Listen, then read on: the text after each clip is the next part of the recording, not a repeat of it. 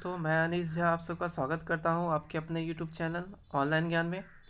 ये one word substitution का set 6 है, छठा वीडियो है। तो चलिए स्टार्ट करते हैं हम अपने पहले क्वेश्चन से। हमारा जो पहला क्वेश्चन है दोस्तों वो है that which is morally dangerous, जो कि नैतिक रूप से क्या हो, खराब हो, अशुभ हो, उसे हम क्या बोलते हैं। तो चलिए ऑप्शन देख लेते हैं दोस्तों। ऑप्शन है हमारा यहाँ पे पहला वो है कैडावेरस, फिर है डिफॉल्केशन, फिर है सैनेक्योर, फिर है पेस्टिफेरस। तो चलिए इसमें सही ऑप्शन क्या होगा दोस्तों। तो यहाँ पे आपका सही ऑप्शन होगा वो होगा पेस्टिफेरस। पेस्टिफेरस का मतलब होता है अनिष्ट कारक या फिर अपशकुन भी जिसे हम बोल सकते हैं, या आपदा भी बोल सकते हैं। तो वो क्या होता है, पेस्टिफेरस। चलिए क्वेश्चन नंबर 2 पे चलते हैं। क्वेश्चन नंबर 2 है हमारा a temple dedicated to all the gods, सभी देवी देवताओं के लिए समर्पित जगह या तीर्थ स्थल या मंदिर को क्या बोलते हैं। तो उसे दोस्तों क्या बोलते हैं। ऑप्शन है यहाँ पे पहला आपका ए नंबर में है पैंथियन, फिर है बी है किल्न, फिर है स्कलरी, फिर है सेलर। तो यहाँ पे सही ऑप्शन होगा दोस्तों आपका वो होगा पैंथियन। पैंथियन का मतलब होता है, पैंथियन एक ऐसी जगह होती है जहाँ पे हिंदू धर्म और सिंटो धर्म के देवी देवताओं को एक साथ रखा जाता है। तो चलिए क्वेश्चन नंबर 3 पे चलते हैं। क्वेश्चन नंबर 3 है दोस्तों हमारा वो है that which can not be satisfied, जिसे संतुष्ट नहीं किया जा सके, उसे क्या बोलेंगे। तो ऑप्शन ए है आपका पहला कैम्फलेज, फिर है इनसेसेबल, फिर है अंडर डेसिफरेबल, फिर है टिनेशियस। तो यहाँ पे क्या होगा सही ऑप्शन दोस्तों, बताइए आप सब। जी हाँ, यहाँ पे ऑप्शन नंबर बी जो है वो सही है। इनसेसेबल का मतलब होता है असंतुष्ट हो जाना, जो कि जल्दी संतुष्ट नहीं होता है किसी चीज़ से, उसे क्या बोलते हैं, इनसेसेबल। क्वेश्चन नंबर 4 पे चलते हैं दोस्तों। क्वेश्चन नंबर 4 है हम लोगों का वह है फ्री फ्रॉम पनिशमेंट, किसी सज़ा से मुक्ति प्राप्त करना क्या कहलाता है। तो ऑप्शन नंबर ए है आपका यहाँ पे पॉस्टेरिटी, फिर है स्टोइसिज्म, फिर है इम्प्यूनिटी, उसके बाद डी है रैथ। तो यहाँ पे जो सही ऑप्शन होगा यहाँ पे आपका इम्प्यूनिटी सही ऑप्शन है। इम्प्यूनिटी का मतलब होता है दोस्तों दंड मुक्ति, यानी किसी दंड से मुक्ति प्राप्त करना, सज़ा से छूट जाना क्या होता है, वो होता है इम्प्यूनिटी। क्वेश्चन नंबर 5 पे चलते हैं दोस्तों। क्वेश्चन नंबर 5 है आपका फियर ऑफ फॉरेनर्स, यानी विदेशी लोगों से भय, विदेशियों से भय क्या कहलाता है। ऑप्शन आपका ए है स्टेनोफोबिया, फिर है क्लिनोफोबिया, फिर है बैलिस्टोफोबिया, और ऑप्शन डी है आपका जेनोफोबिया। तो यहाँ पे आपका सही ऑप्शन होगा दोस्तों वो होगा आपका ऑप्शन नंबर डी, जेनोफोबिया। यानी जेनोफोबिया का मतलब होता है विदेशी लोगों से भय। देखिए फोबिया वाले क्वेश्चन दोस्तों बहुत सारे कॉम्पिटिटिव एग्जाम में पूछे जाते हैं। एक होता है फोबिया और एक होता है मैनिया। तो मैनिया के बारे में भी हम लोग पढ़ेंगे आगे के सेट समय। चलिए क्वेश्चन नंबर 6 पे चलते हैं। क्वेश्चन नंबर 6 है आपका a person who starves the body for the good of the soul, यानी कि जो अपने आत्मशुद्धि के लिए तप करता है उसे हम क्या बोलते हैं।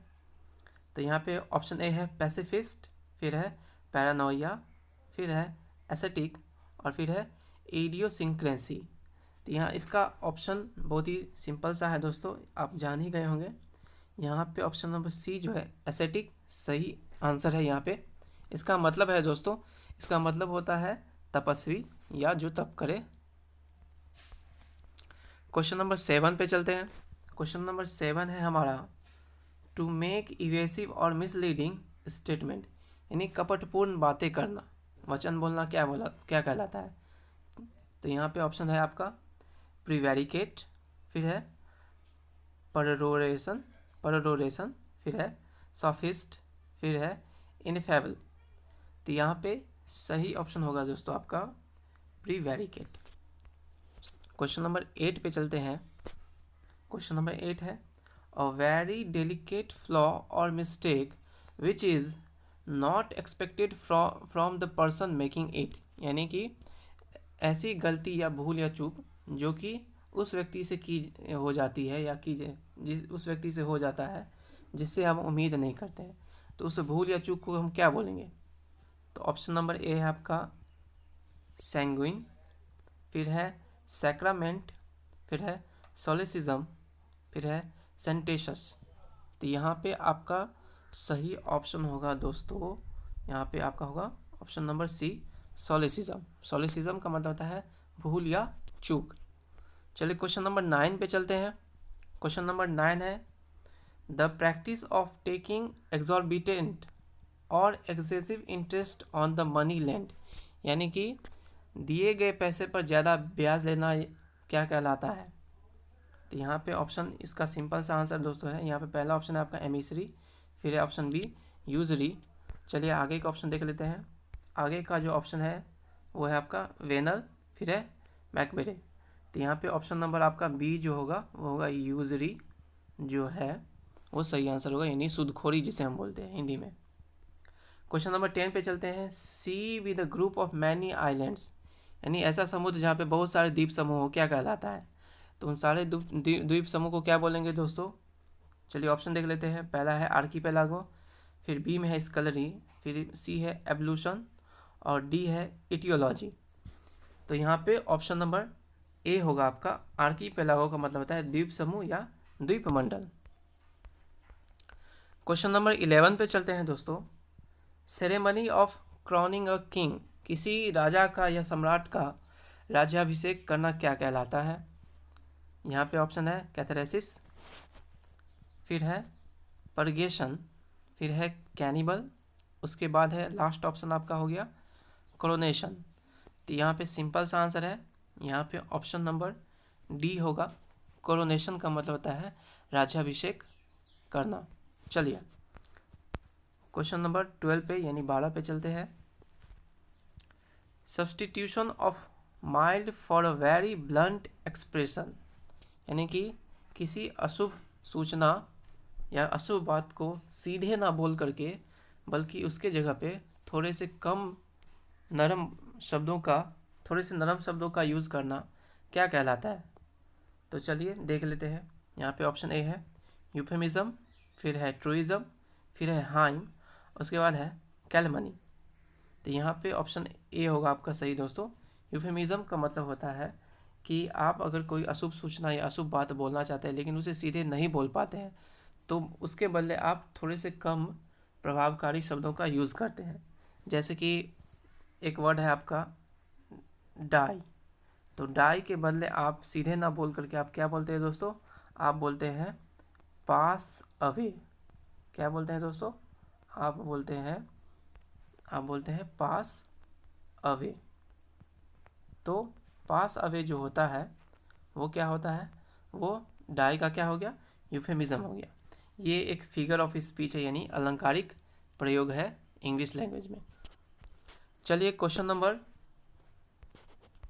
13 पे चलते हैं। क्वेश्चन नंबर 13 है आपका belief that war and violence are unjustified, ऐसा सिद्धांत, ऐसा विचार जो यह विश्वास करता है कि युद्ध और हिंसा जो है सो उचित नहीं है, क्या कहलाएगा?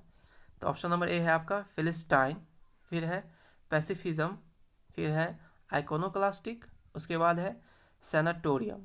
तो यहाँ पे आपका सही ऑप्शन होगा दोस्तों, वो होगा पैसिफिज्म यानी शांतिवाद। क्वेश्चन नंबर 14 पे चलते हैं दोस्तों। क्वेश्चन नंबर 14 है आपका one who goes for a secret official mission, जो कि गुप्त रूप से किसी मिशन पे जाता है, उसे क्या बोलते हैं? तो ऑप्शन ए है आपका एपिक्यूरियन, फिर है एमिसरी, फिर है सेलिबैट, फिर है रॉग। तो इसका सिंपल सा आंसर होगा दोस्तों, ये होगा रॉग। चलिए क्वेश्चन नंबर 15 क्या है? Centre of attraction. ऑप्शन आपका यहाँ पे है हेडोनिस्ट, फिर है साइनोस्योर, फिर है डिबॉच, फिर है एपिक्योर। तो इसका दोस्तों आप लोग आंसर देंगे, इसका आंसर मैं नहीं दूंगा। आप कमेंट बॉक्स में ज़रूर कमेंट करें कि इसका सही आंसर क्या हो सकता है, तो इंतज़ार करूंगा मैं इसके सही आंसर के लिए। अगर यह वीडियो आपको पसंद आया है तो इसे ज़रूर लाइक सब्सक्राइब करें, और अगर आपने अभी तक हमारे चैनल को सब्सक्राइब नहीं किया है तो ज़रूर सब्सक्राइब करें और बेल आइकन को ज़रूर प्रेस करें, ताकि लेटेस्ट वीडियो और सबसे तेज़ अपडेट आपको समय समय पर मिलती रहे।